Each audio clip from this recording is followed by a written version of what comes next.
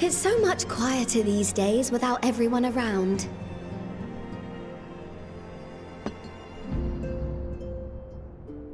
Not that I'm pining for your return, you understand. I have my sources, and I know that each and every one of you is doing well and keeping busy with your endeavors. Meanwhile, I'm left with a surplus of free time and the question of how to make the most of it.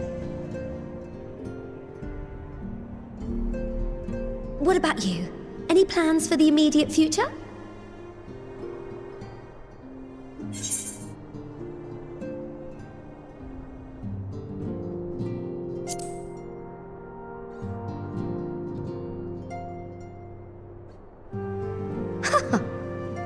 Traveling to the edge of existence and back wasn't enough? Well, if that's the case, I might have a suggestion for you. You fought bravely and selflessly, helping those in need and saving our star from unimaginable threats. For your deeds, you've been hailed as the champion of Eorzea and a host of other incredible things. But why not put those titles aside for a while? Acquit yourself as a simple adventurer again, and travel the world in search of wonder.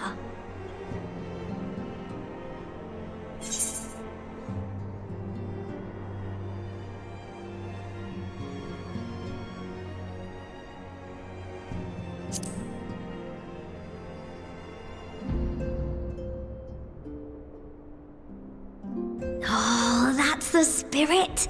I can feel from here the blazing fire that just lit in your belly. Now, all you need is a destination.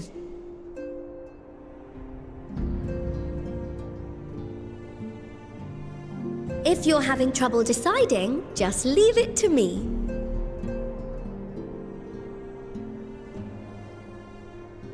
Thavnair.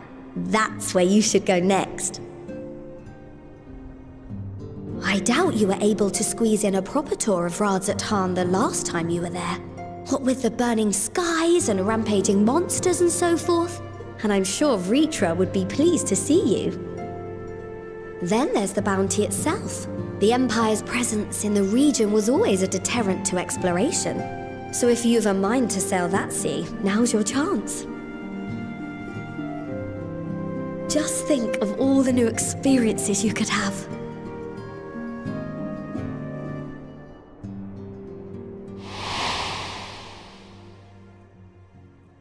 Tell me, have you been to the ruins beneath the waters of the Bounty? As the bearer of Azem's crystal, you may consider your duty to see at least that much.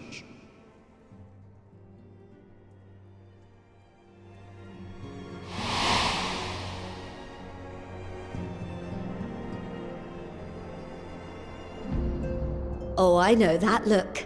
That's an adventurer ready to take on the world.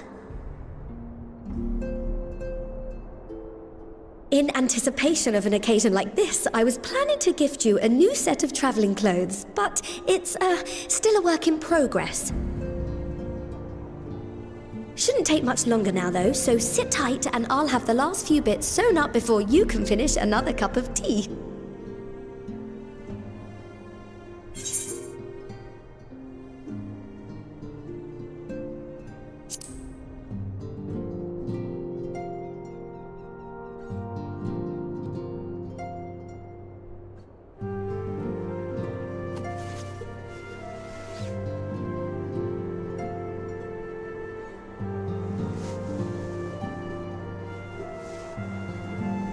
Stitch in here and trim in there, knot the threads with love and care.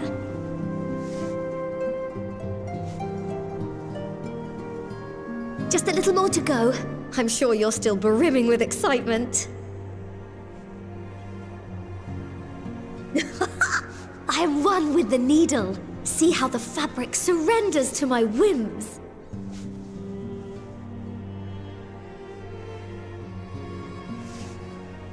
don't worry. I'll make sure the lining has plenty of pockets for all your little treasures. I swear adventurers are worse than children when it comes to hoarding every feather and leaf and animal hide they come across.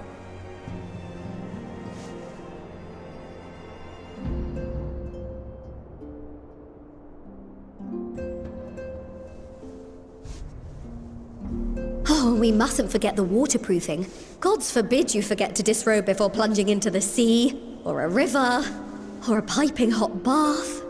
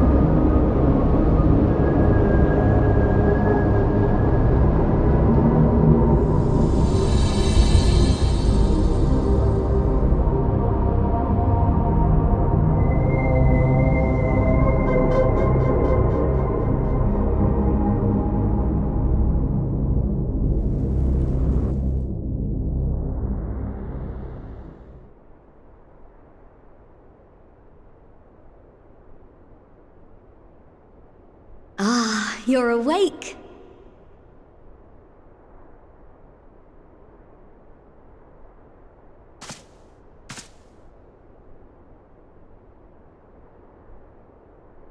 My apologies. I do get a little carried away with my sewing.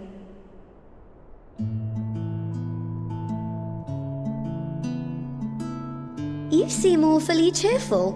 Pleasant dream? Or are you just looking forward to the next chapter of your grand saga? Either way, I promise to provide you with new apparel, and so I shall. If you'll accompany me to the Diamond Forge, we can put the finishing touches on your outfit. Shall we?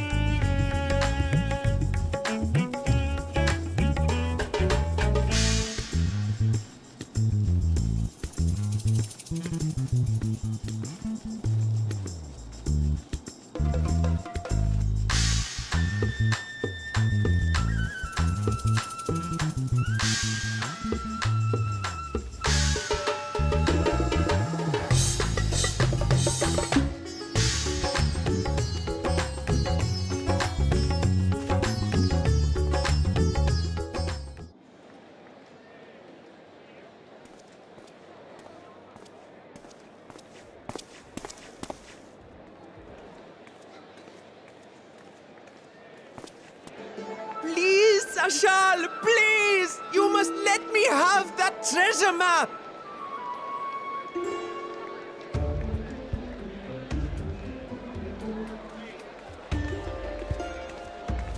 What's all this about? My mother and father were slaughtered by monsters. My baby sister, still too young to fend for herself. Can you spare us no kindness? So, you hope to find your fortune? And what? You expect me to surrender my wares for pity's sake? What have you to offer in payment?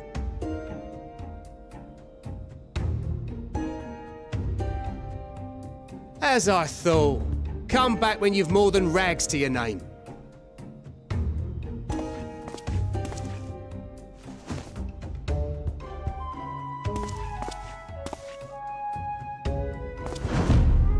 This is no mere treasure map.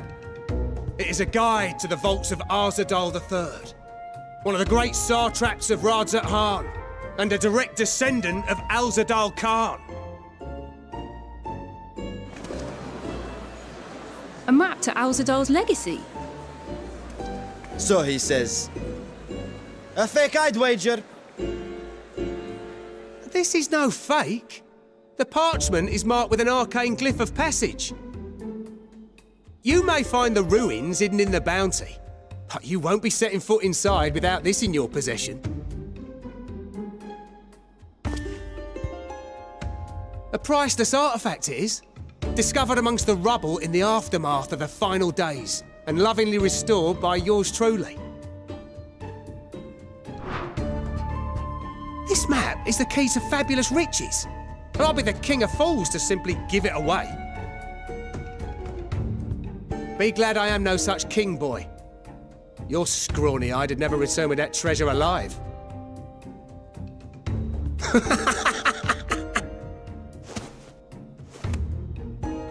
Oh, cruel fate! Why must you tempt me with wealth I am powerless to claim? How I shall envy the one who purchases that precious map! Whatever they pay will be but pittance against the golden hoard they stand to uncover.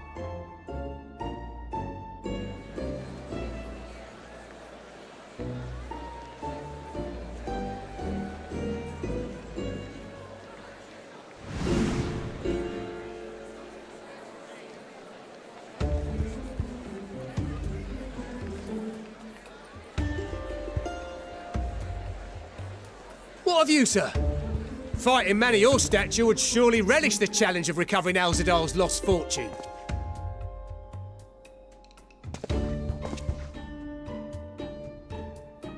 A fortune, you say?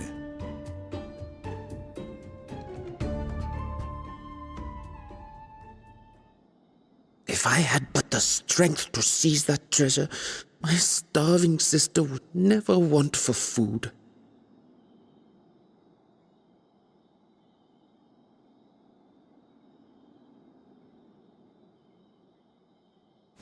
I'll take it. Will this cover the price?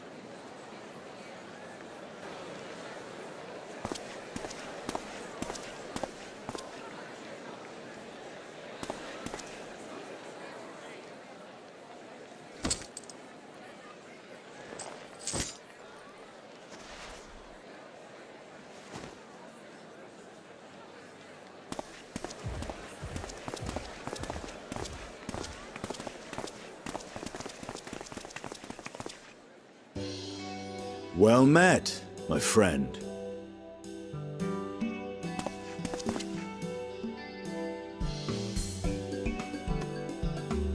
Someone is dressed for adventure. But why Favner of all places? Knowing you, I suspect there's more to your plans than sightseeing and shopping.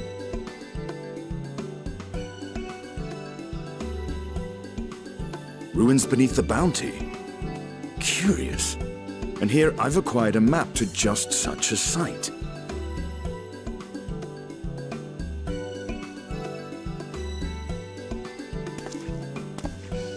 With that sale, I do believe I've earned the rest of the day off. Thank you for your patronage, sir, but if you'll excuse me. You needn't mind us.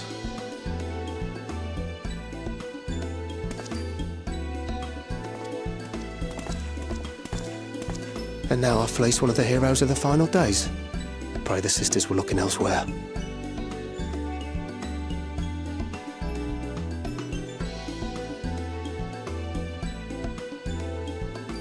This map may or may not be genuine. Either way, we'll need a ship to find out for sure.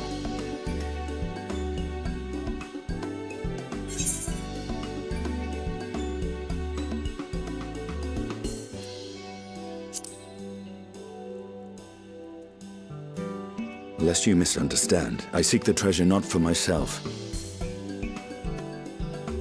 If such a fortune truly exists, then it could help ease the struggles of those who lost their loved ones in the final days. I hope to do for Thavnir what you and Alphino did for the Alamegans when you recovered the Mad King's trove.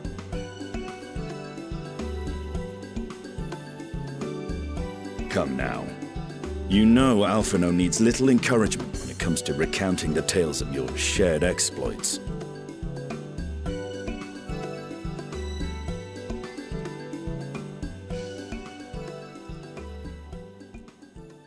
Speaking of precocious lads, that boy in the bazaar was clearly an accomplice of the merchant. Suppose his role was to draw the attention of the crowd and add weight to the merchant's bold claims. Transparent act for the most part. It was not all mummery. The need to provide for his sister rang true enough. Thus, if some portion of the profits end up in that waif's pockets, then I will consider it money well spent, whether the map leads us to the vault or not.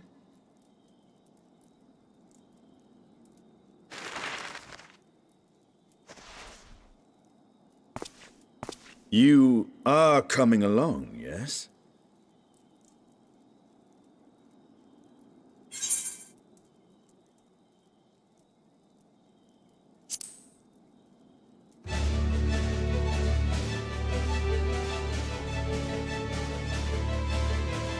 I thought as much.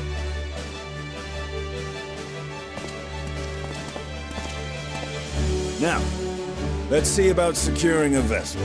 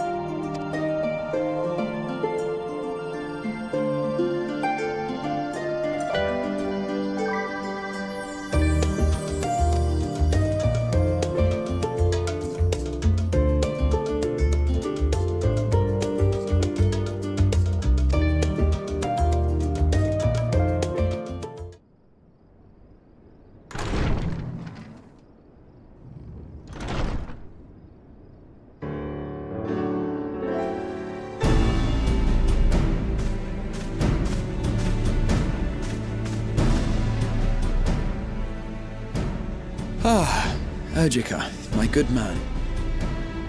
Would you be so kind as to... Oh, isn't this a pleasant surprise? I wish you had sent word ahead. I thought I was having visions for a moment there.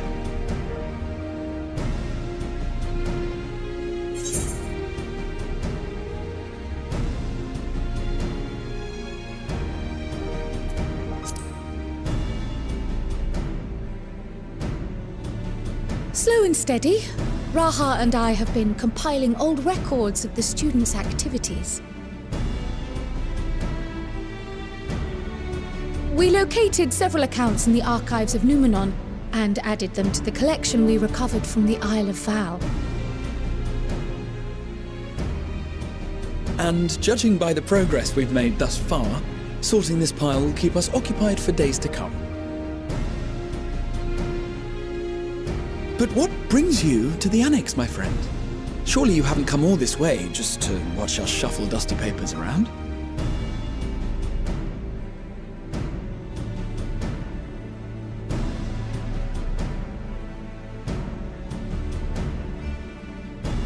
The treasure vault of Alzadal III. And you're looking for companions to join you on this expedition.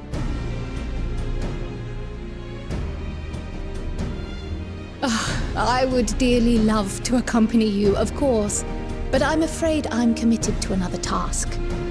On the subject of which I had hoped to ask for your assistance.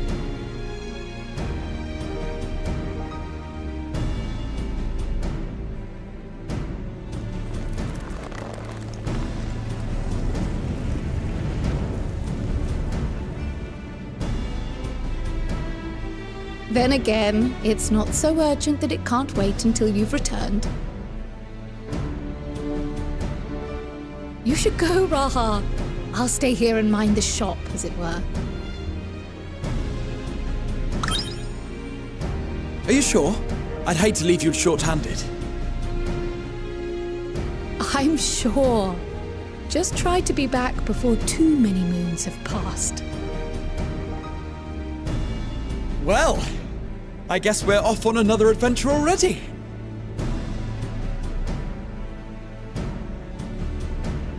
Have you asked anyone else to come along? Then might I suggest we invite your Stola?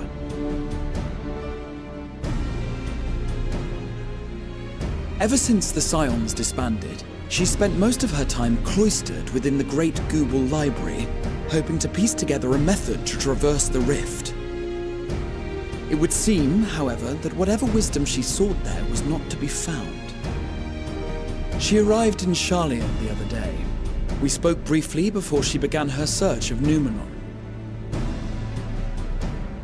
Considering what you've told us of Alzadal's extraordinary feats, I do believe your Stola would be more than interested to hear what you have to say.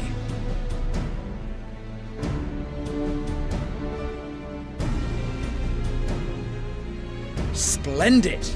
Then let us head to the archives at once.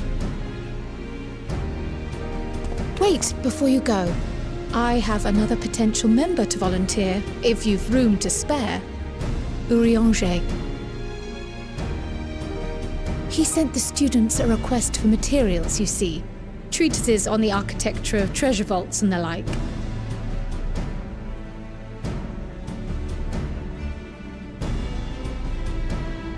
From what I can gather, the Loporrits are looking to make improvements to their own creation and wish to learn more about how we build things down here.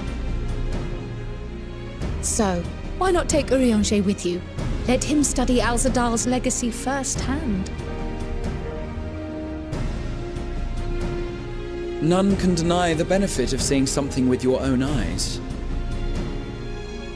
If our expedition leader has no objections, I say we extend Urianger an invitation once we've spoken with your Stola.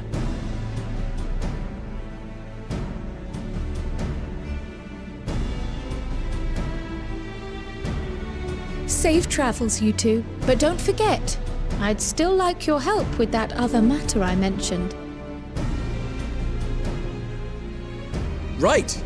Then it's off to the library.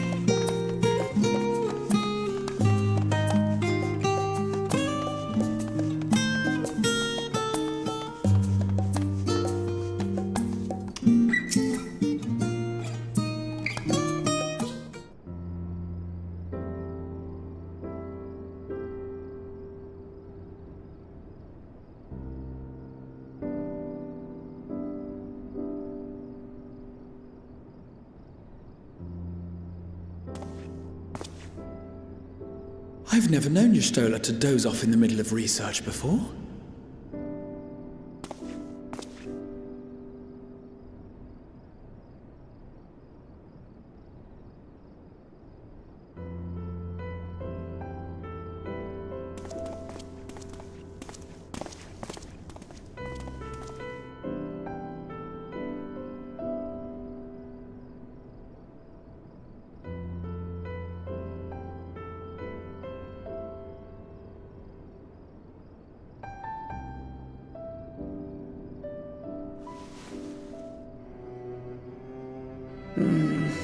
Close my eyes for one moment.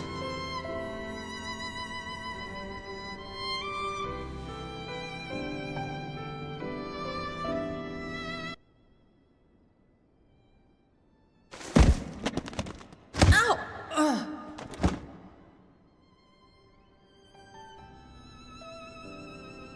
How long have you two been here?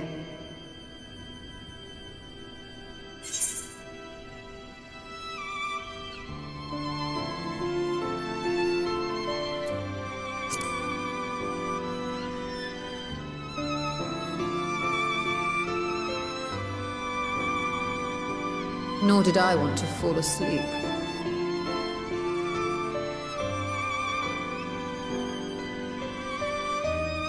I must have been studying for 2-3 days straight before exhaustion finally claimed me.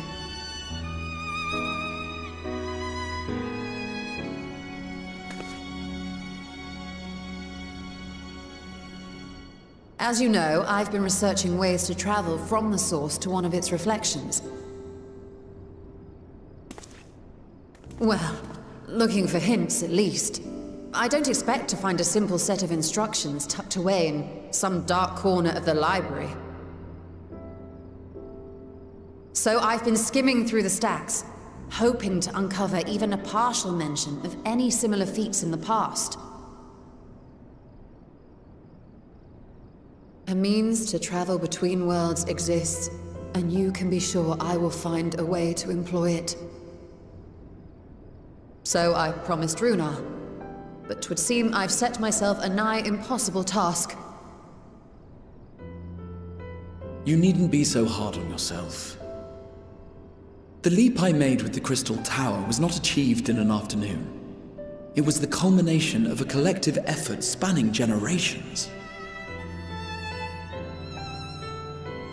Oh, you think me discouraged? I assure you, 'tis quite the opposite. A daunting challenge and the time to sink my teeth into it. I feel like a fresh-faced student again. A scholar in her element.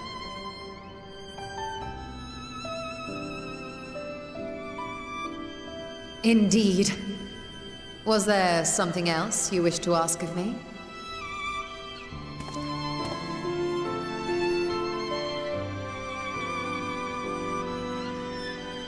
Alzadal is no minor figure in Harnish history, and much is known about his family. But this is the first I've heard of a descendant surviving a trip to another world. If those tales are true, then he may have left behind some clue as to how it was accomplished.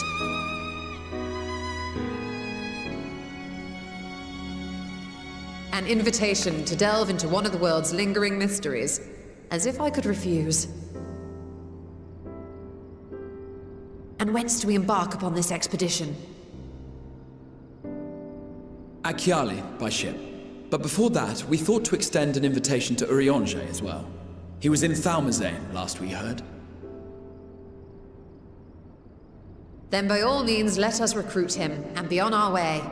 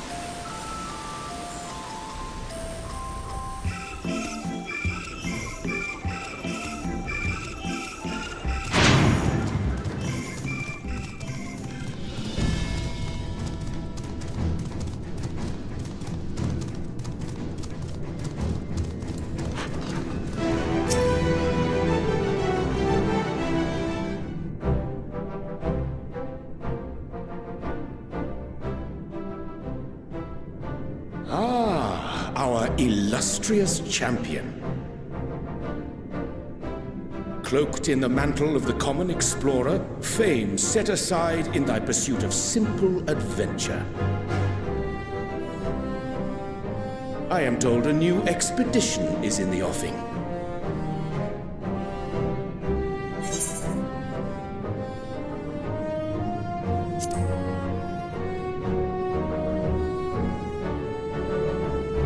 And thee. As ever, thou art the picture of strength.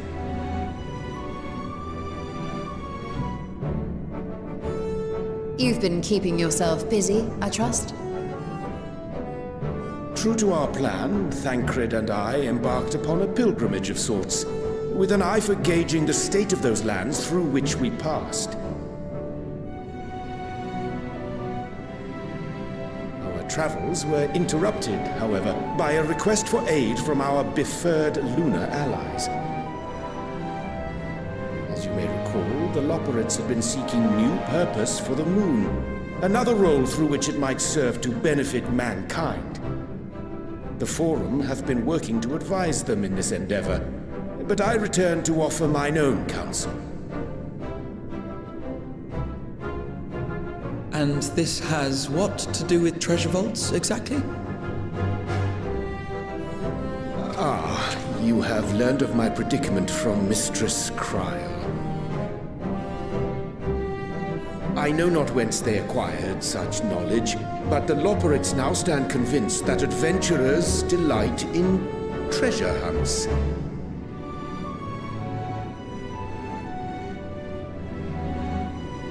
Thus, with their newly built wonderland of riches and mystery, do they hope to entice all manner of daring delvers to the moon. So earnest and innocent was their desire to bring joy to the world that I found myself powerless to refuse them my cooperation. But what of you, my friends? Why are you come to Labyrinthos?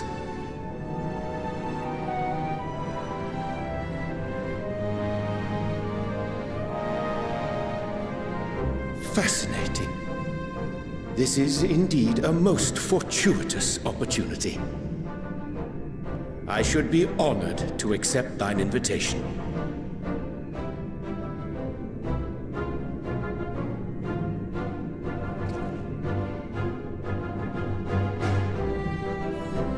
How long hath it been, I wonder, when last our actions were not impelled by fate or desperation? Aye. Though I cherish the Scion's accomplishments, 'tis pleasant to not have the weight of the world upon our shoulders for a change. Counting Istinian, we number 5 now, yes? Without knowing what traps or perils await unwary feet, we may be wise to refrain from recruiting others. I agree. Between us, we should have the skills to handle whatever situation may arise. Shall we be on our way? What, no time to spare a word for the grizzled old bard?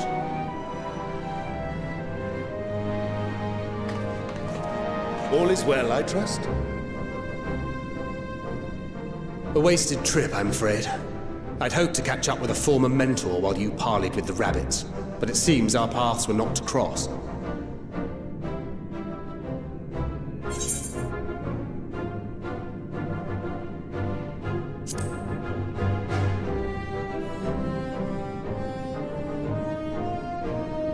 That's because we didn't travel by experimental aetherite. It's astounding what a lack of nausea does for one's sense of well-being.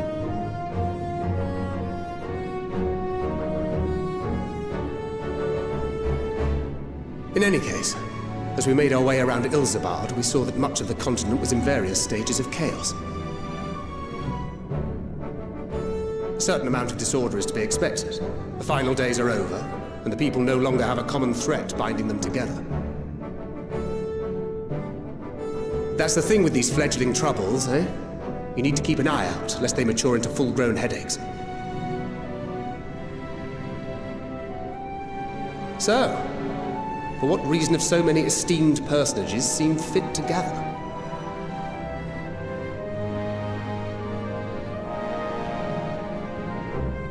Beneath the waters of the bounty, you say? I see you've already stolen away my traveling partner with the promise of unexplored ruins and scholarly glory. Nay, 'tis not for mine own indulgence, but rather the fulfillment of my commitment to the Loporrits.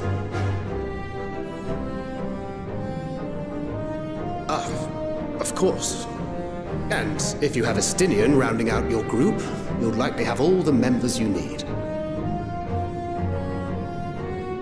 Feeling left out? I could put in a good word for you, if you like.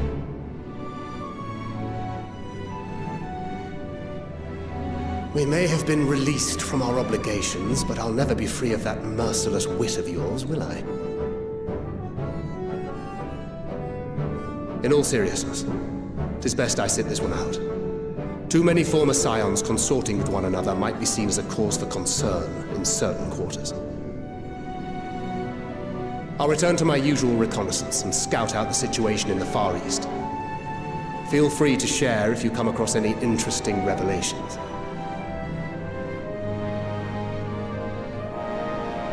Till we meet again.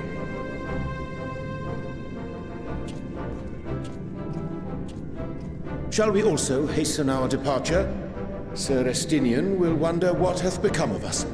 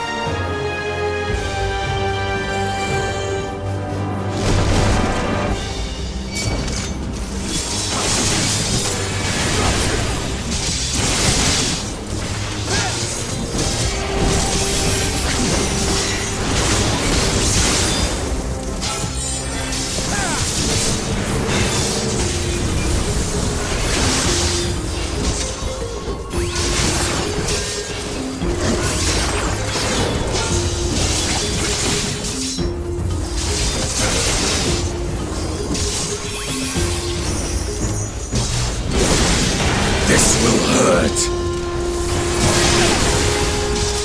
Begone!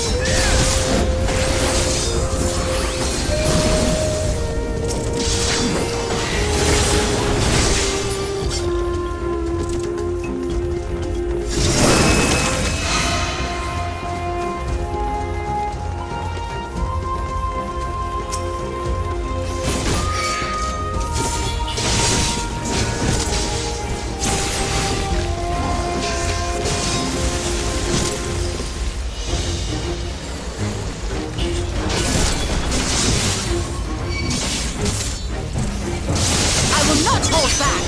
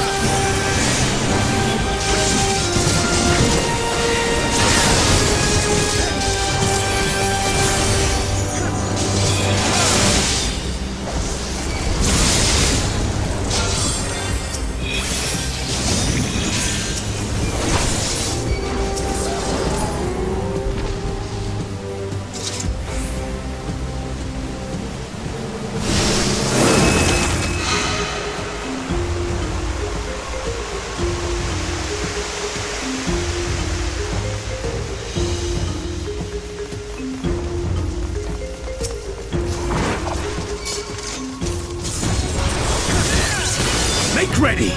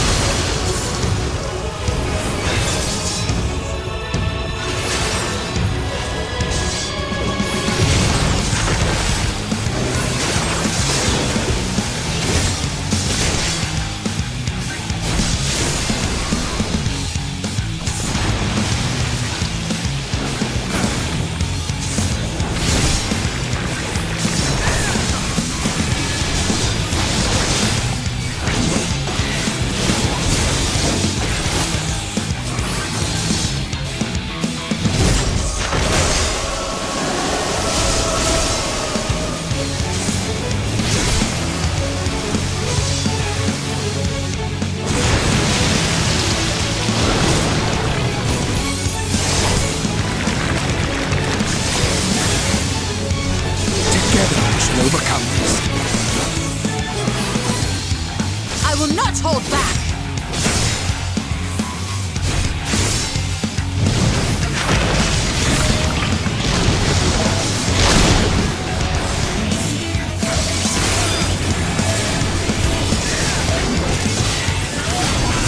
All or nothing!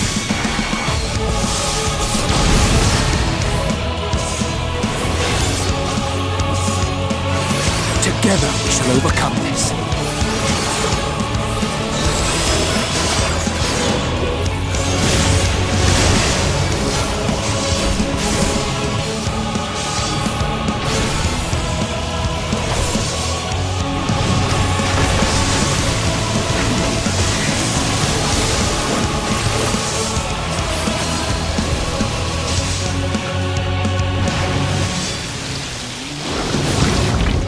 Together we shall overcome this. I will not hold back!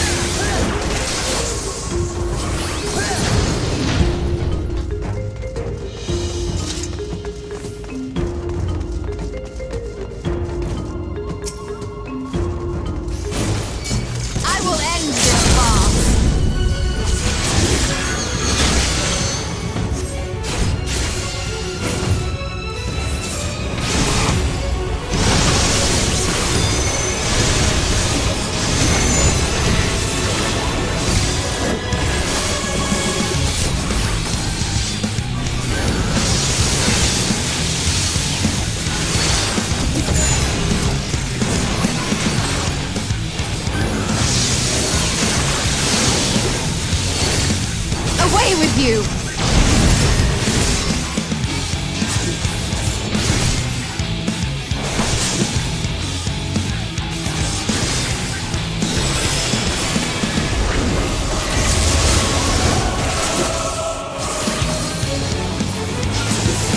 I will not hold back!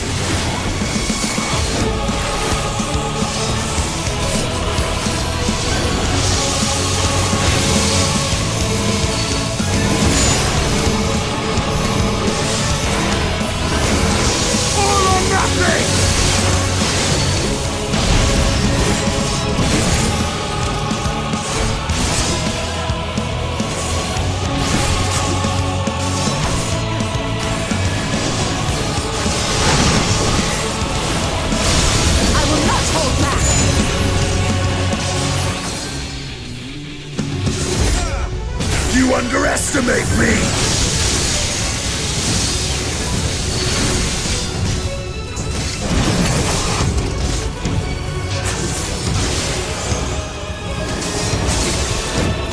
Make ready!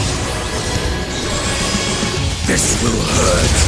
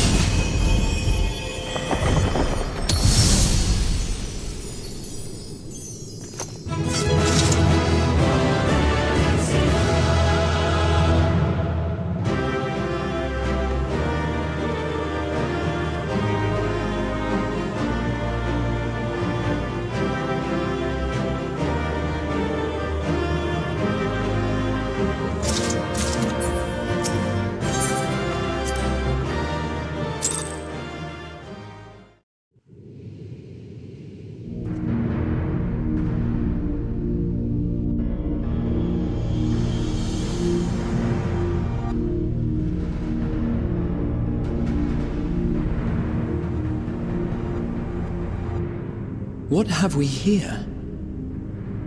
'Tis not unlike a Hunnish alchemical furnace in design. Well, there is one way we might find out.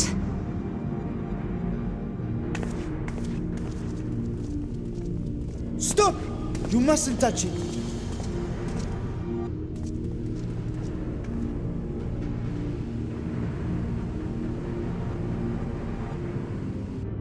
Vritra! Oh, my apologies. Should I continue calling you Varshan? You may address me as you wish. My nature is no longer a secret. Still, this is not a setting I imagined for our reunion. Surely you've not entered these ruins as common looters. Would that we could deny your accusations, but I fear you're not far from the truth. Great Vritra, might we beseech thee to explain the nature of this strange contrivance?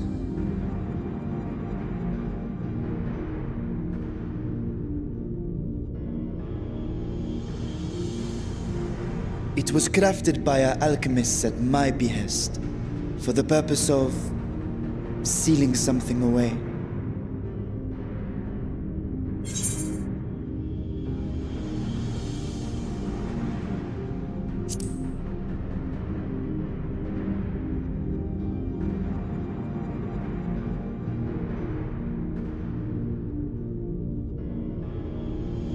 Perhaps I should simply show you.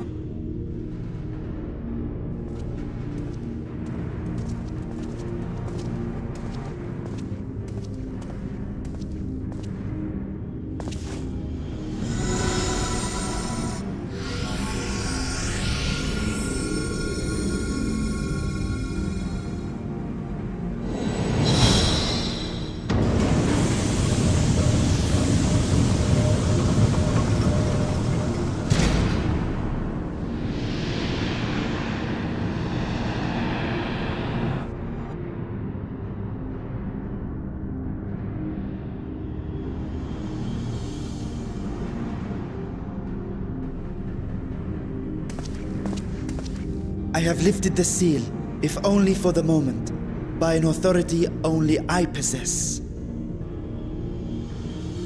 A planar fissure? No, my friend. Small though it may be, this is a functioning gate into the void.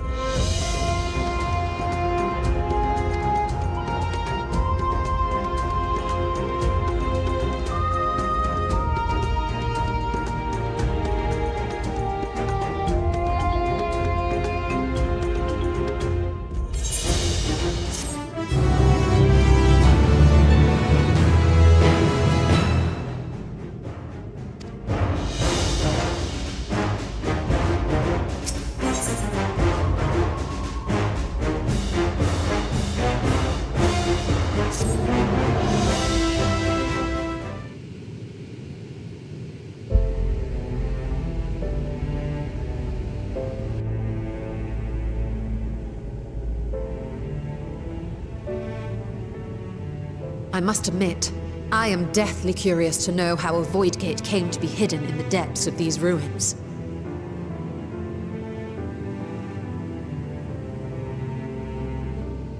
To tell that tale, we must first peer far to the south, and even further into memory.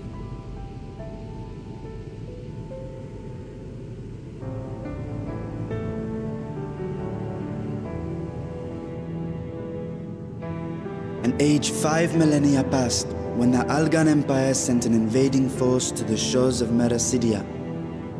The southern people rallied around the commanding figures of Bahamut and Tiamat and fought fiercely to repel the would-be conquerors. With Bahamut's defeat, however, the tide turned against them.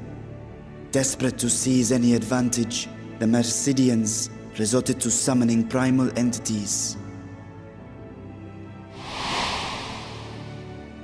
In response, Emperor Zande forged a covenant with the Cloud of Darkness, sovereign among the all-devouring denizens of the Void. Thus bolstered by icons on one side and Voidsent on the other, the two armies clashed in a battle of unspeakable carnage. So much death, so much loss.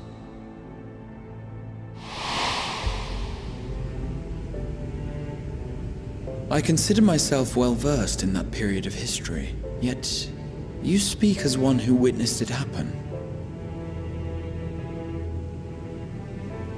Indeed, I did. I heard Tiamat's roar of defiance and sped toward that war-torn land.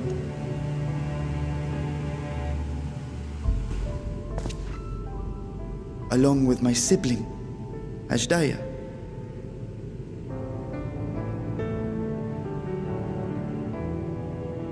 We dragons are not male or female as men are wont to classify, but elder sister is the closest a mortal tongue can come to describing what she meant to me. I was the last of our brood to hatch, and Ashdaya cared for me where my sire could not. Thus I was with her when Tiamat roared. I was with her when she journeyed south, and I was with her when she fought against the Void-sent hordes.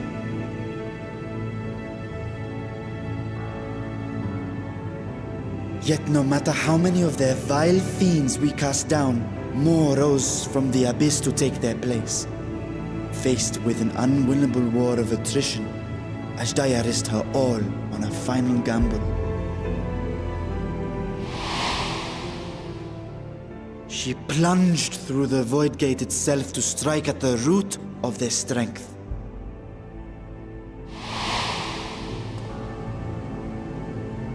I tried to follow in her wake, determined to lend what aid I could.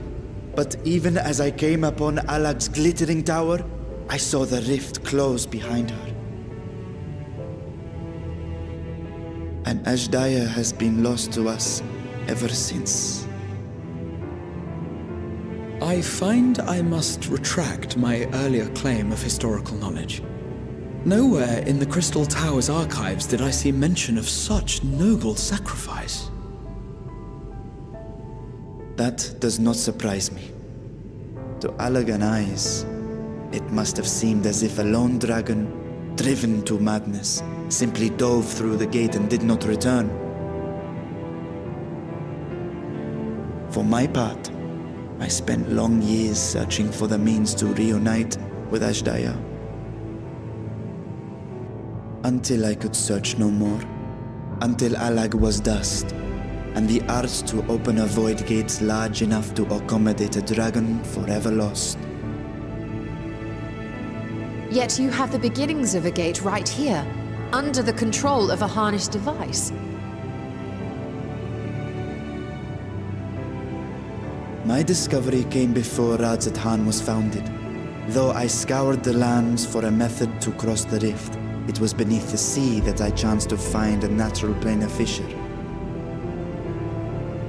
It was, however, far too narrow to admit a worm's bulk. Only after our city rose upon the rock, and I could enlist the aid of our talented alchemists, did matters take a favorable turn. Their dedication was beyond reproach. Tirelessly they worked to expand the fissure, and after decades of toil, it finally grew to a size that a child might pass through.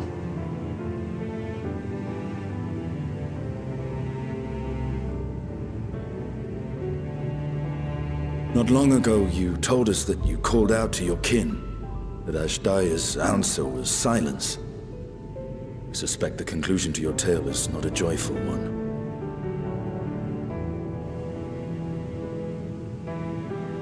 With hope in my heart, I used the simulacrum to cross the threshold.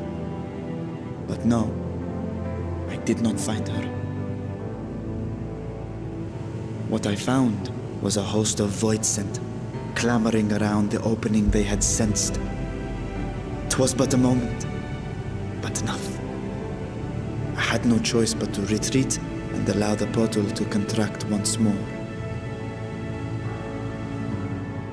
The gate was a threat to your people. You had to decide between endangering Razat Khan and abandoning your sister. And you chose the latter. 'Twas not that thy siblings scorned thy call. 'Twas that she was trapped beyond a barrier through which neither roar nor dragon may pass. Even now, in the desolate world of the 13th. I can scarce imagine your pain, yet it was wise not to linger in that place. Too long a sojourn, and even a being of your power risks being warped into a creature of the void. You've seen this phenomenon before, when we stepped into the darkness.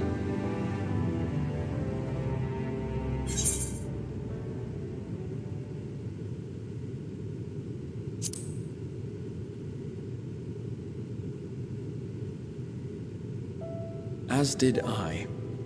Were it not for Une and Doga, or Nero, for that matter, we might never have made it home. Do you remember what happened to Nero? How his wounds allowed the Void's corruption to enter his body and twist his ether? Had it been allowed to progress much longer, I presume he would have been fully transformed. Then there is little hope for Ashdaya. Ah, no. I hadn't meant to. I speak only of possibilities. The scales of the first brood are extraordinarily resistant to ethereal fluctuations. They are the protective talisman's core components after all, and even the corruption I described would struggle to overcome. Of course. With the warding scale in one's possession, one could conceivably survive a stay in the 13th without being warped by its energies.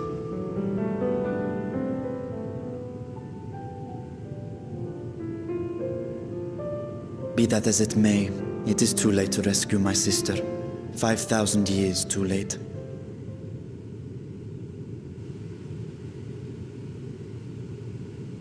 And now countless others look to me for guidance and protection.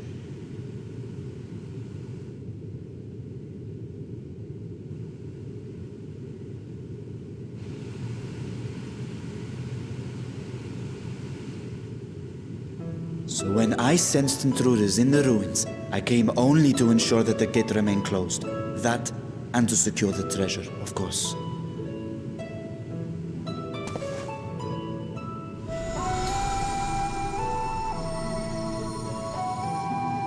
I wish only to forget the rest.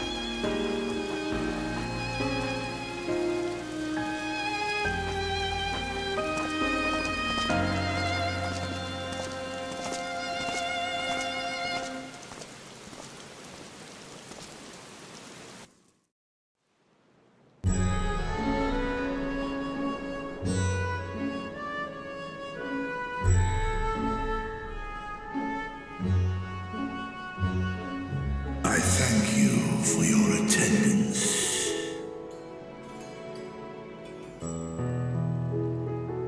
The riches the Radiant Host have retrieved were hoarded in Al-Zadal's name. A fortune I set aside for a future day of need. And lo, that day hath come. May it aid our wounded city in reclaiming its vibrancy and vigor. In better times, I would leave such a task to our capable Ahawan. God's rest his soul. Finding myself bereft of his counsel in the here and now, I will assume the responsibilities of mine office directly.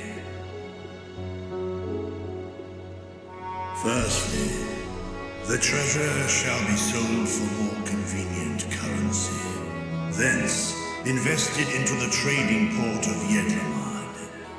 Our merchants must have their operations restored, their ships rebuilt. Commerce must flow once more. None were spared the tragedy of the final days. Of this I am well aware. But an absence was created by the loss of Karazal's consortium. And by filling it, we provide new means for our fishermen, our artisans, and others to bring their wares to distant markets.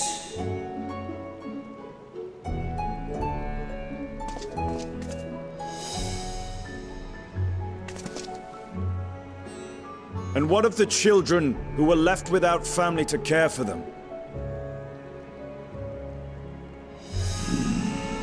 That is a concern which weigheth heavily upon my mind.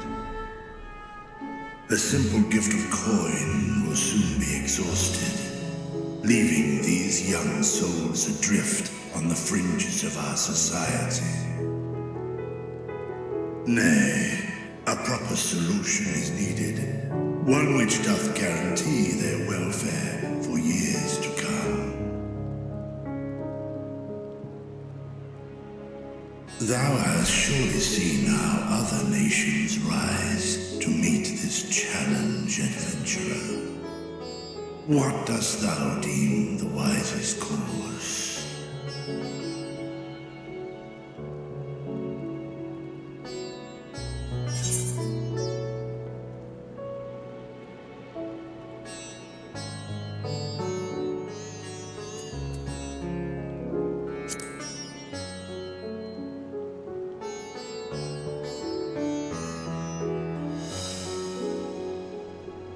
Of course, the revival of trade can contribute to the building of a new institution. Let us put this idea into practice. A contract shall be written, requiring all who receive of Al-Zadal's treasure to commit a portion of their future earnings towards the running of an orphanage.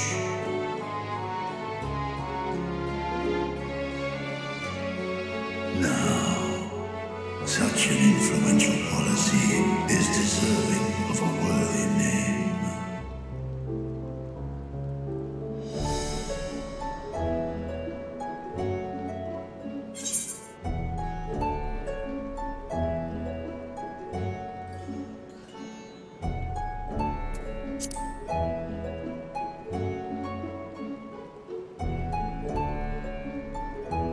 A successful merchant. I believe I see thy reasoning. Karazal should be remembered, not as the blasphemy which terrorized Thavne, but as a hard-working and generous man who brought much wealth to our shores.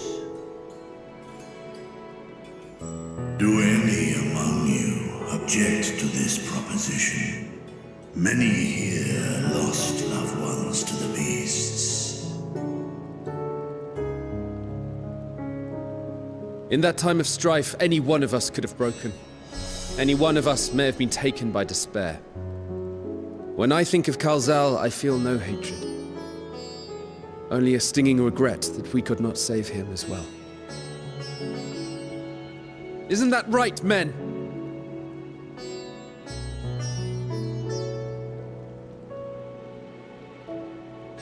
This bodes well for that boy. Mirad, was it? Perhaps he can cut ties with that shady peddler.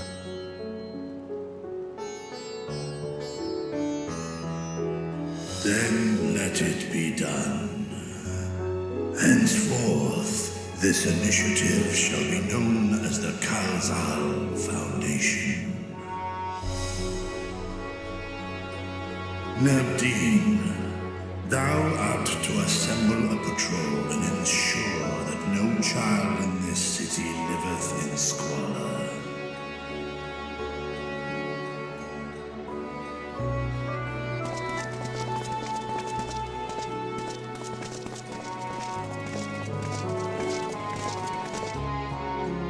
Clerks, see to the management of our funds and make haste.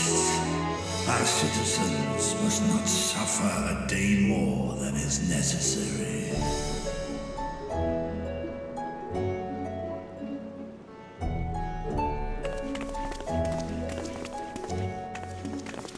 Dragon and man, side by side in pursuit of a brighter morrow. Reminded of Ishgard.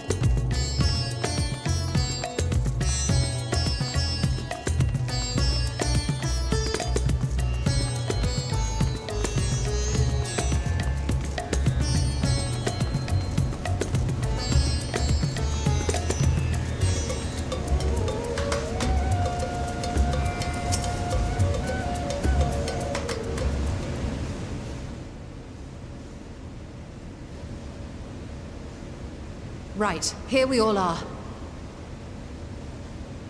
You discovered something new. I took a closer look at that device. I was able to determine how it keeps the Void Gate sealed, but not how it might instead be employed to expand the opening.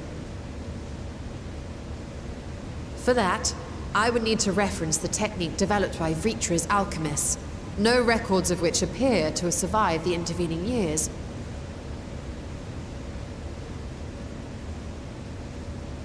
We know this, so why have you sent for us? Have you learned aught of value or not?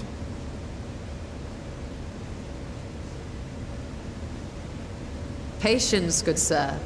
One must introduce the subject before launching into specifics.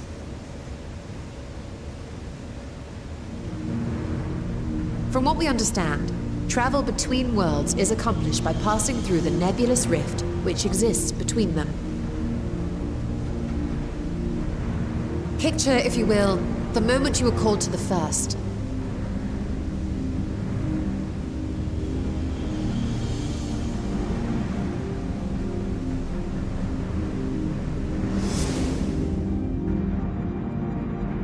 You touched a focus of some kind to help the Exarch pinpoint your location. His summoning spell then channeled the energies of the Crystal Tower to begin your journey to his world.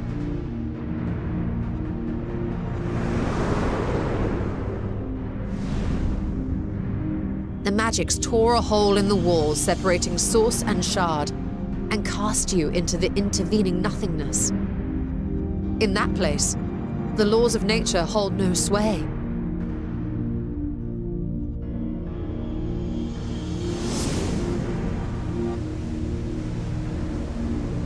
Yet even through this realm of temporal and spatial instability, you were borne safely to your destination in the first. The feat that guided you across such an unimaginable distance, both physical and metaphorical, was nothing short of a miracle.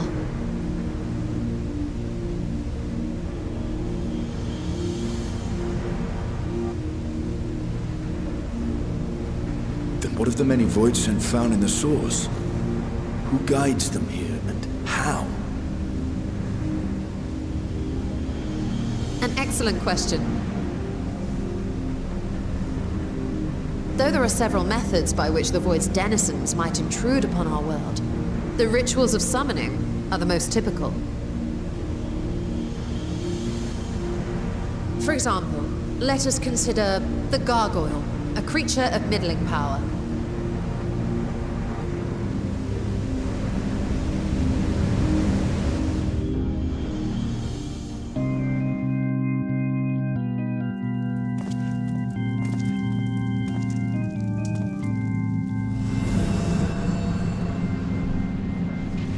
To call upon such an entity, the prospective summoner must force open a void gate.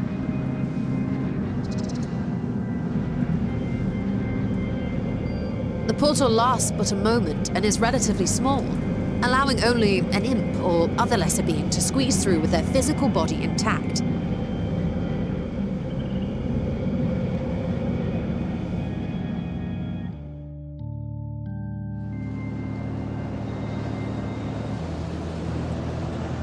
Our more powerful gargoyle, however, is too large for that. Creating a gate big enough for him would require vast amounts of energy, far beyond the reserves of any one mortal practitioner.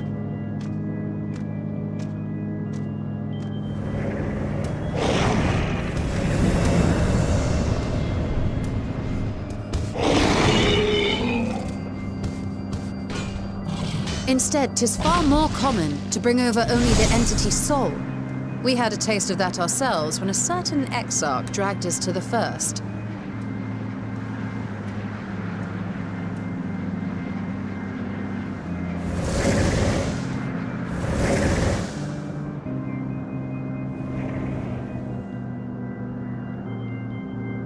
And just as our bodies remained in our world, the Voidsent's physical form is left behind in the 13th.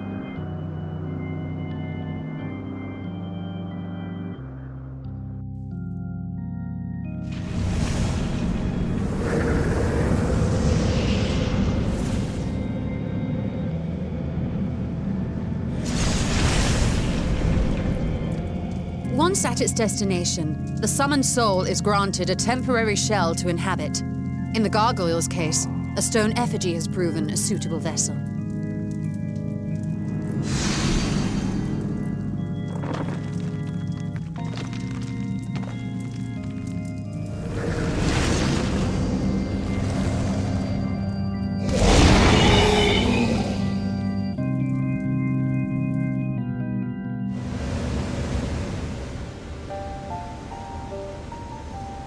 Wait. You said that Voidsent must be called here deliberately by someone in the source, reeled in like a fisherman with his catch. Exactly. For a being to navigate the chaos of the rift, with or without form, there must needs be a guiding agent on the other side.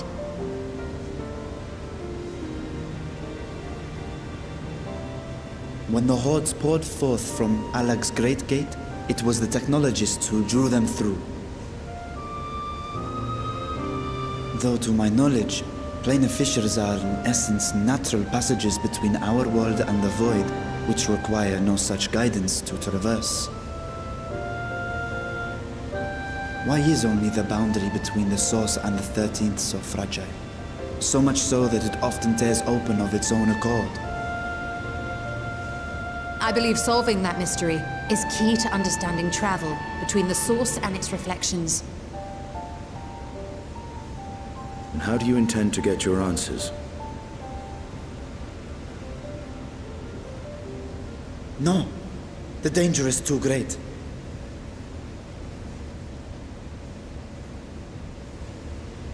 Perhaps. But what some call danger, others think of as adventure.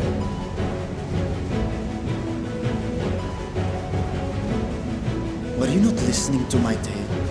Never mind that the means to expand the gate has been lost to the ages. Even could you force the portal wide enough, you would be greeted by an army of murderous horrors the very instant you step through.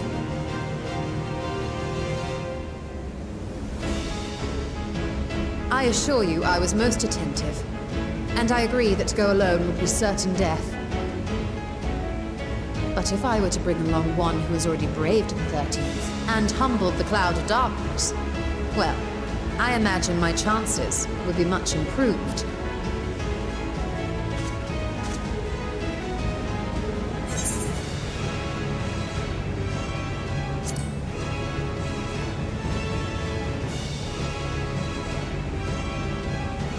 I had a feeling you might say that.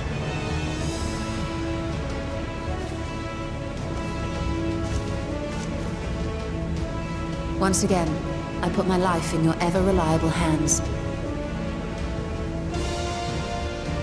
That said, as much as I would like to march straight back to the Void Gate, there is the small matter of being unable to open it without the Satrap's personal authority.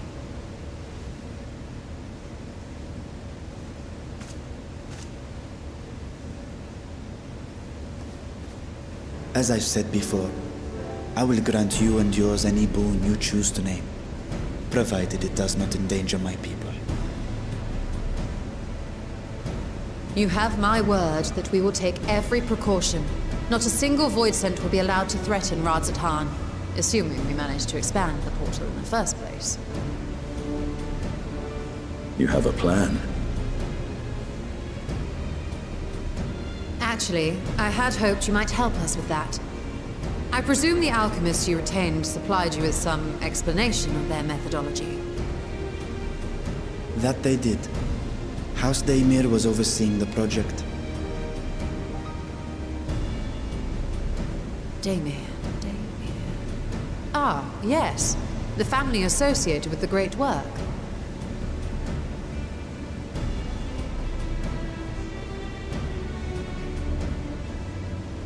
I did not fully comprehend the theory, but their research began with a Voidsent which had slipped through the fissure.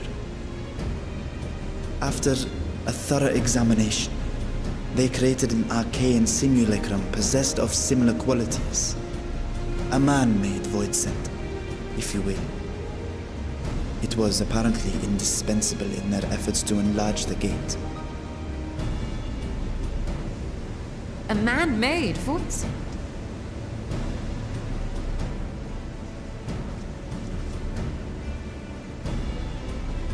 Yes.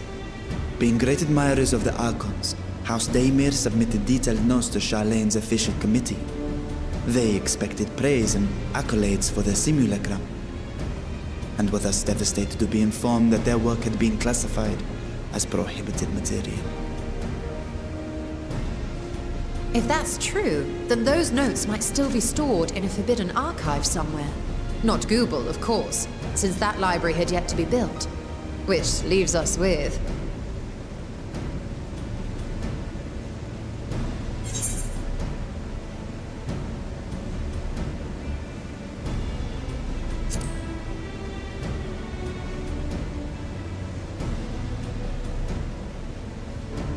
Yes, it may very well hold a copy.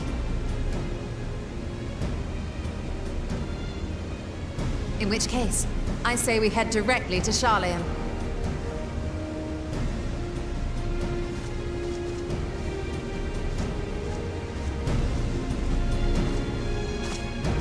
Unless you anticipate needing help to reach the high shelves, I see myself being of little use. Go on ahead. Still need to find Mirad and tell him about the Kalzal Foundation.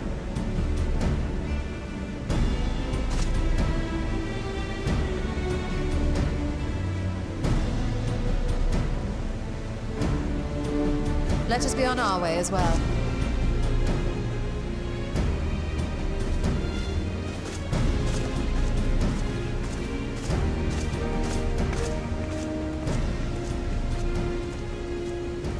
They are resolved to venture into the void. Do I sit idly by?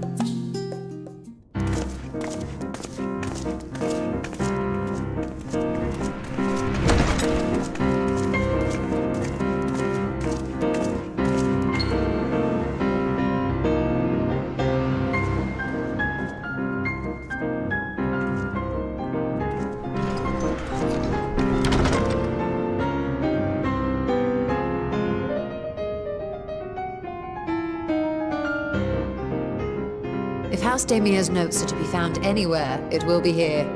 Let us begin.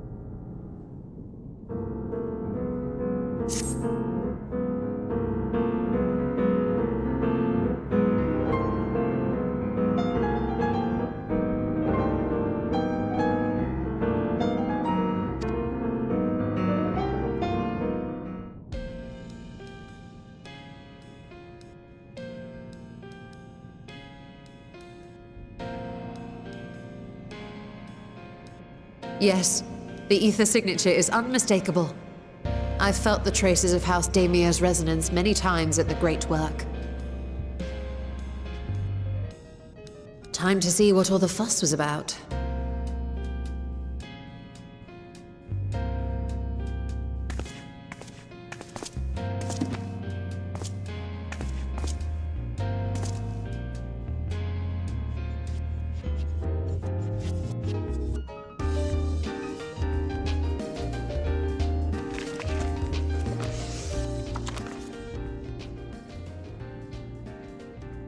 Among the ranks of the Voidsent, there exist entities with the power to call forth their brethren from beyond. The species known as Atomos, however, is uniquely prodigious in this regard.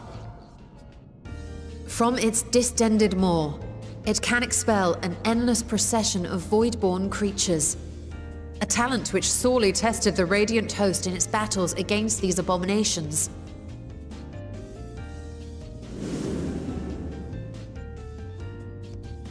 Surmising that the entity itself was acting as a void gate, we endeavored to capture a small specimen and subsequently examine its physiological structure. Our findings reveal that the Atomos had absorbed a planar fissure into its own flesh, which it could expand at will into a functioning gate.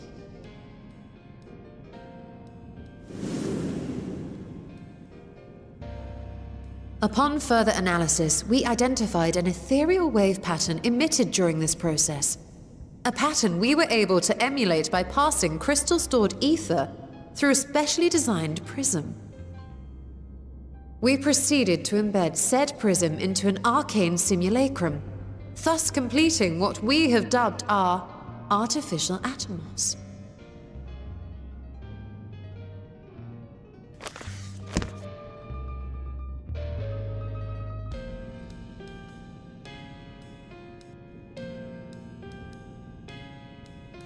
How could I have been so blind to the possibilities?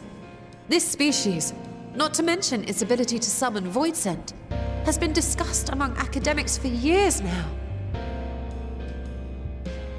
Just before the advent of the 7th Umbral Calamity, we received reports of Atomos sightings from every corner of Eorzea. Surely you've at least heard the tales.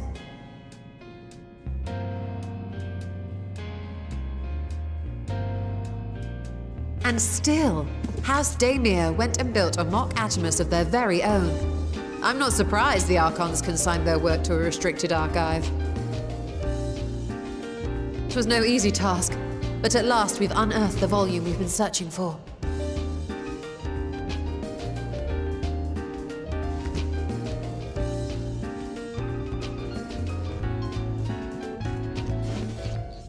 I'd be lying if I said I wasn't tempted to stay longer. See what other forbidden titles might be lurking on these shelves. Ah, but that would be abusing the very special privilege we've been granted now, wouldn't it? Better not.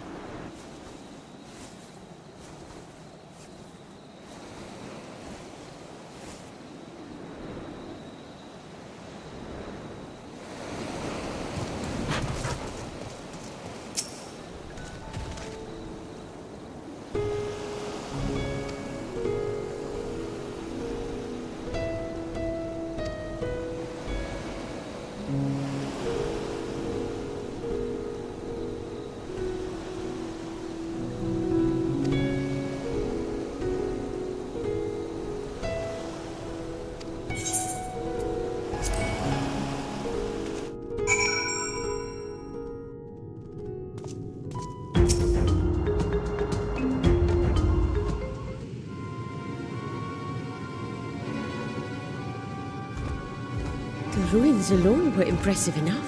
But I never dreamed such a treasure lay hidden in the depths of the bounty. It may have been helpful to know this device existed, Your Excellency. My apologies. The gate was a secret I shared with none but my closest advisors. I feared for what might happen should those with ill intentions learn of its existence.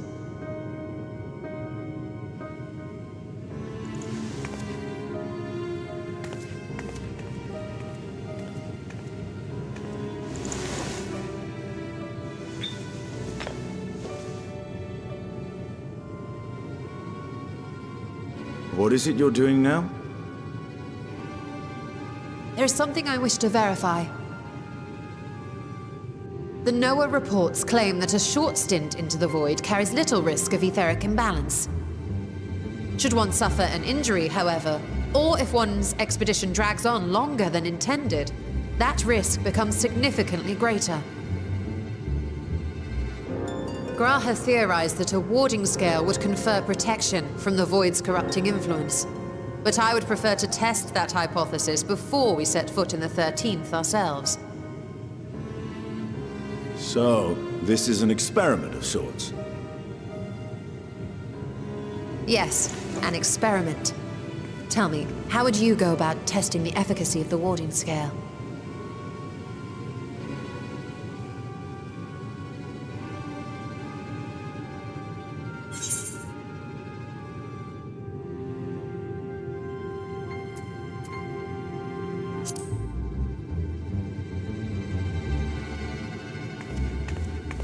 Very good. I see you've been paying attention.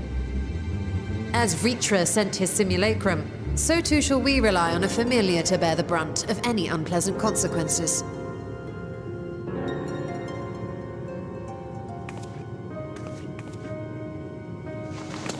Now, a lowly imp can navigate a fissure, no matter how narrow.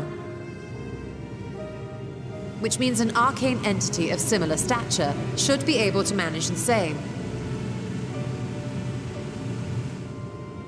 I hadn't wanted it to come to this, but no other familiars will do, I'm afraid.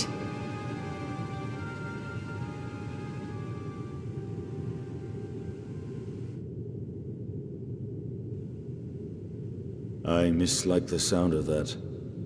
What manner of fiend does she mean to summon?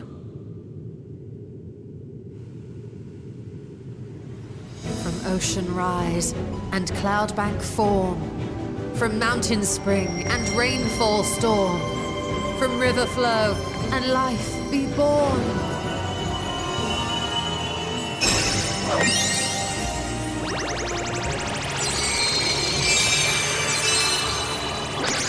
Water, water, froth and foam!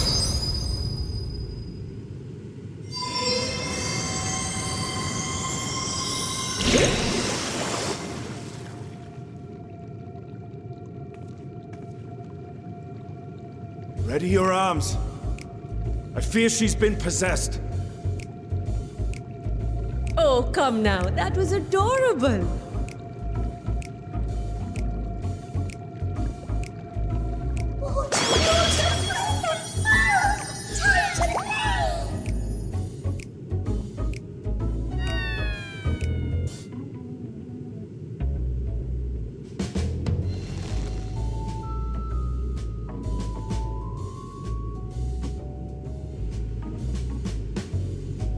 Though not my first choice. These familiars I conceived of as a child have the best chance of fitting through the gate. I only wish my younger self had considered a more dignified ending to the creation ritual.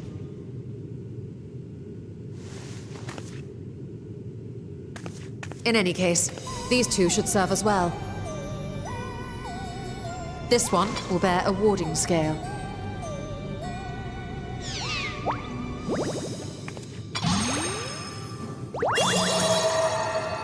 And when they return from the 13th, we can observe how the talisman, or absence thereof, has affected the progress of the Void's corruption. If I could impose upon you to open the gate, Your Excellency? Ah, Yes, of course. We should also be wary of void scent slipping through while we conduct our experiment. Estinian, you are to keep Nidana safe from harm.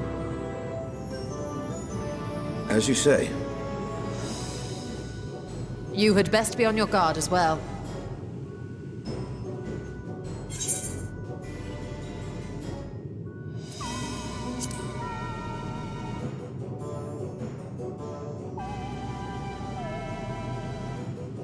Oh, are you volunteering to join the Nixies? I could shrink you down, you know.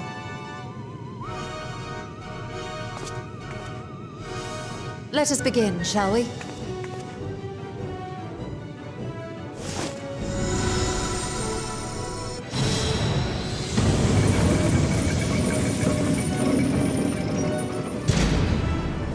Nixies, into the void.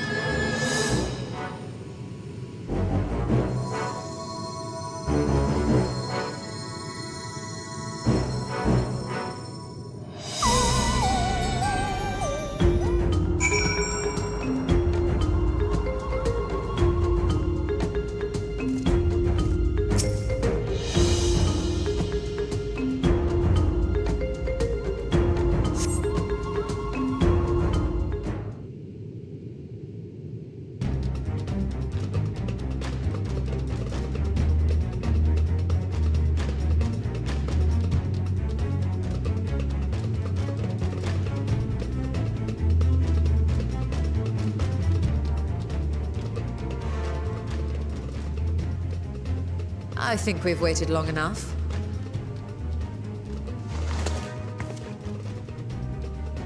Nixies, return to my side.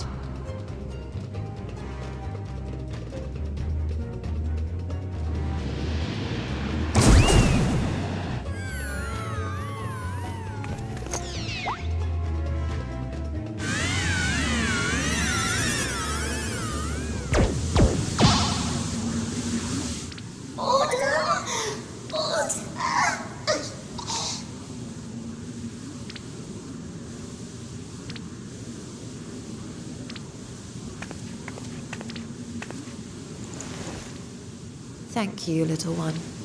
You did well.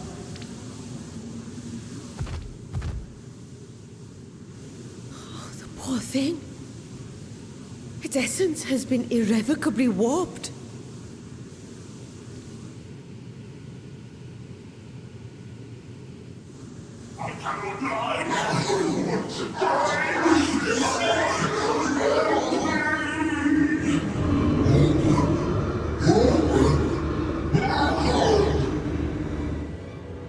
We're out of time! I must reseal the Void Gate.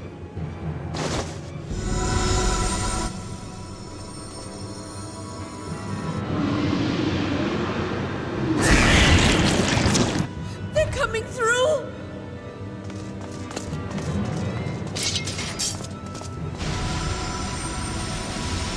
In the name of Alzadal III, I bar this door unto the void!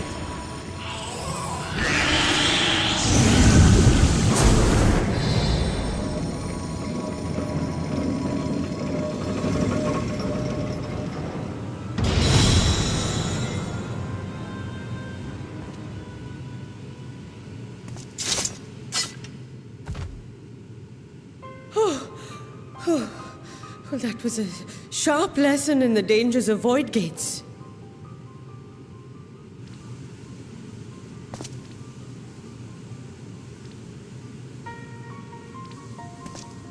And what of our experiment?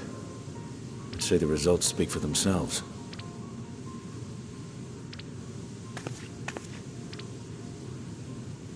The unprotected Nixie has suffered extensive etheric corruption. As Nidana observed, it's well on its way to becoming a void scent. The one merged with the talisman, however, appears unaffected. I sense no changes to its equilibrium. Rest now, little ones.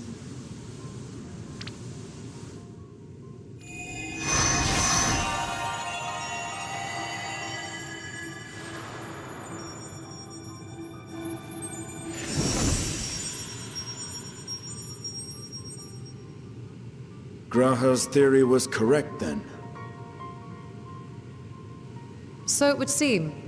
But while our second familiar was untouched by void energies, the talisman itself shows signs of degradation. It was, of course, originally designed to shield the soul from primal tempering. It stands to reason that etheric corruption of a different sort would affect it differently.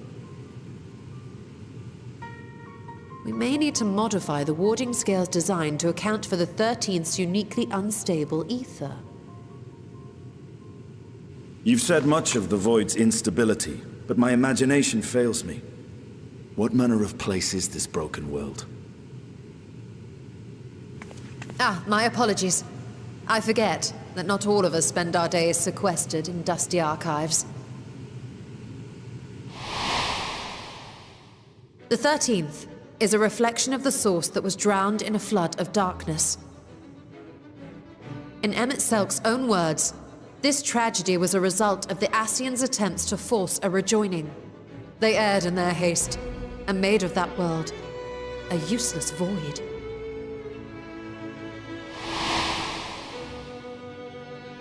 You remember Una Kalhai, the unusual child we met during our troubles with the Warring Triad. He explained the fate of the 13th thus. The champions of that ill-fated world used a stone known as auracite to contain the power of primals. But those self-same heroes were gradually corrupted by the auracite's bleeding energies, transforming into fiends with an endless hunger for ether. By the time anyone thought to oppose them, Light's strength had grown too feeble, and the balance of the 13th tipped into eternal darkness.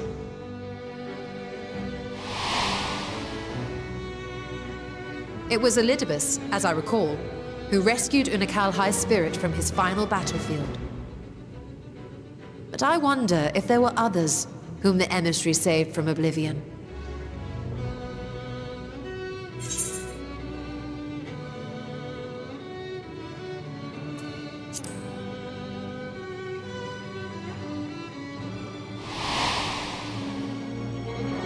Silva, the adventurer who traveled with the Warriors of Light. And you say she was another of Elidibus's pawns?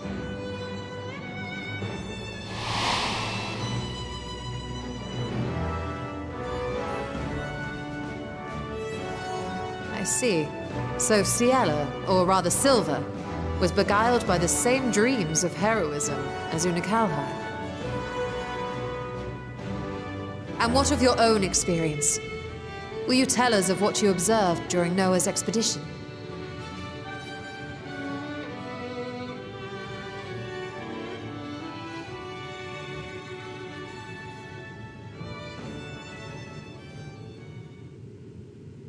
I can picture it now. The sunless, Stygian expanse, infested with legions of ether-starved monstrosities. A void in every sense of the word. What you have described in such lurid detail is exactly why I hesitate to encourage you.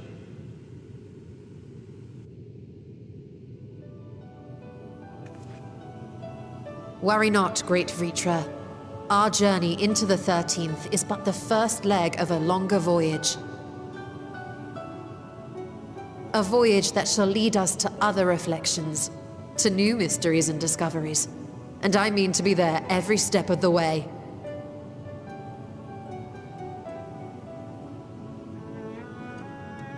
But first, I must focus on refining the warding talisman. Then I can begin work on constructing an artificial Atomos. Or I could, if I had the relevant manuals to hand. Might I be so bold as to request access to the Satrap's family archives?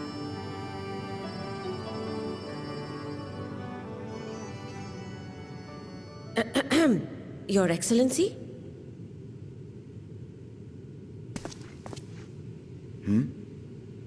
Oh, yes.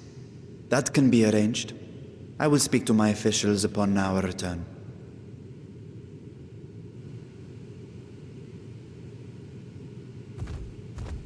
We will see you back in the city then.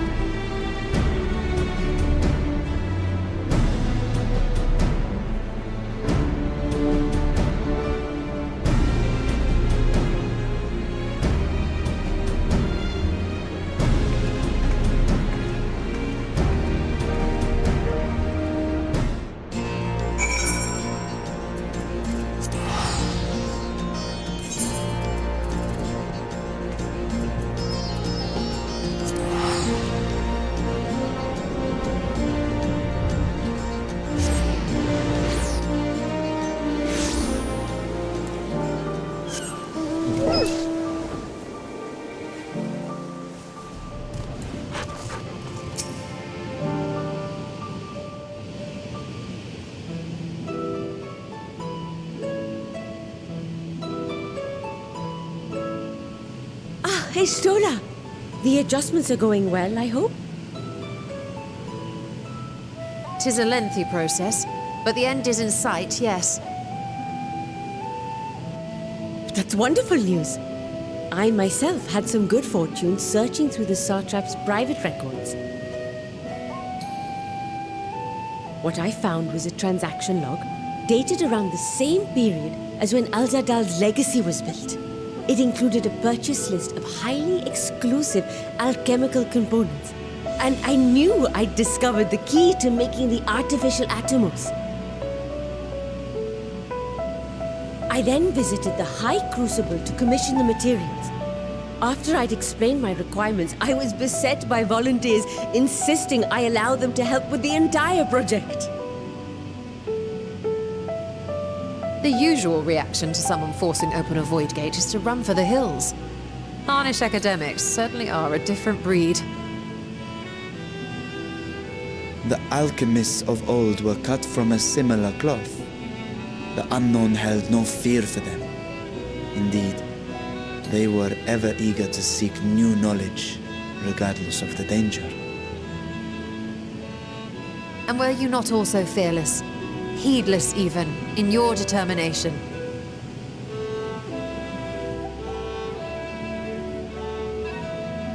My sire entered his dormancy before I was hatched. And so it was Ashdaya who kept my eggs safe and warm. It created a bond between us. Even long after I learned to fend for myself, I rarely strayed from her side. She was my guardian, my sister, my dear companion. And not a single day passes that I do not mourn her absence. No matter how deep the darkness, I would not surrender my search. I promised myself the time would come when we would once more take to the skies together. But I am satrap now. The Radiant Host is here to serve, Your Excellency. Nabdeen, what is this about? Sir Estinian told us of your predicament. For centuries you have protected Rads at Han, never showing your true self, hiding behind a curtain and living only in service to the people. Your dedication meant more to us than your deceit, and so did we accept you as our rightful ruler. After all that you have sacrificed for this nation, did you imagine we would begrudge you your heart's desire? We survived the final days. We are a strong and proud people. We, the Radiant Host, will keep Thavnair safe in your absence.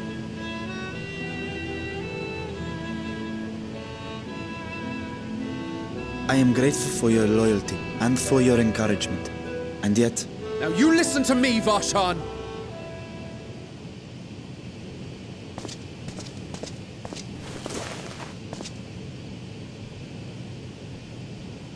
You are wearing that face, after all. As I have told you before, you are a little brother to us all. And if you are family, then so too is your sister.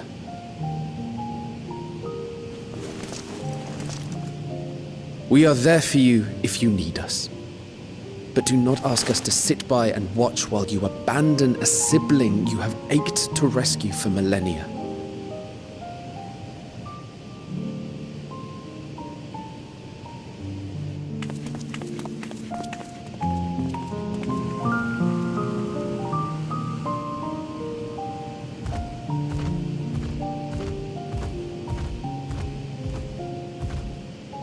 We will succeed in opening the way. It is only a matter of time. All you need do is prepare to step through to the other side.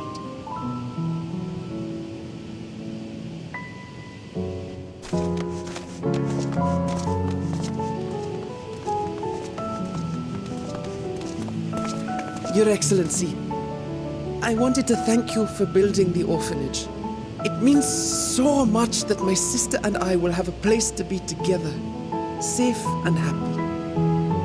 And I hope that you and your sister can be together again too.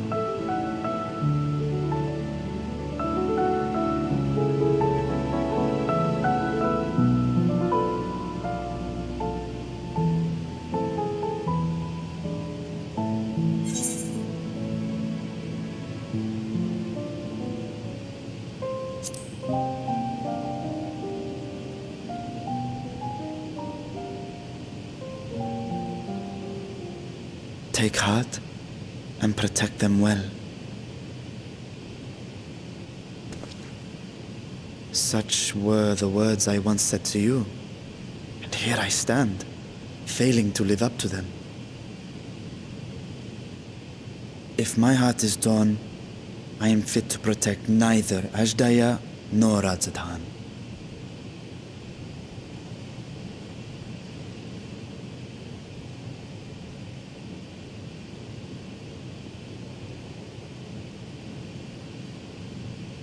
My people, I have come to a decision.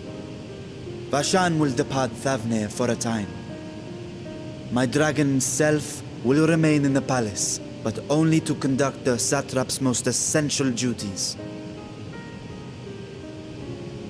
While I am focused on controlling this vessel, there may be matters that escape my attention.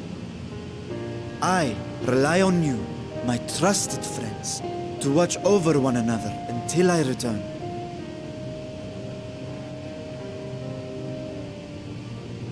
Take care and fair fortune, little brother. Many tears would be shed should you come to harm. I would not dare make you cry.